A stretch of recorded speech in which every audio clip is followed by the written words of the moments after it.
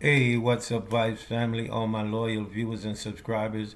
This is just a short reminder to let you know that tomorrow, April 23rd, at 11:55 a.m. in the morning, we'll be going live where we'll be having a live discussion about at what age do you think parents need to start speaking to their children about sex in 2025?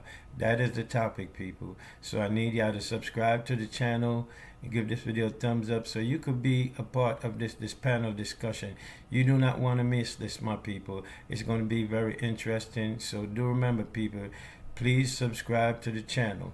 Subscribe to Jamaica Vibes Entertainment TV so you do not miss out on this discussion. It's very important, people. And we know a lot of people may have different opinion as far as at what age they think the consent or think the right time is to start speaking to their children about sex. But it doesn't matter what their opinion is as long as we take part in this panel discussion, people. So do remember to join us tomorrow, April 23rd at 11:55 a.m. in the morning for at what age do you think parents need to start speaking to their children about sex in 2025?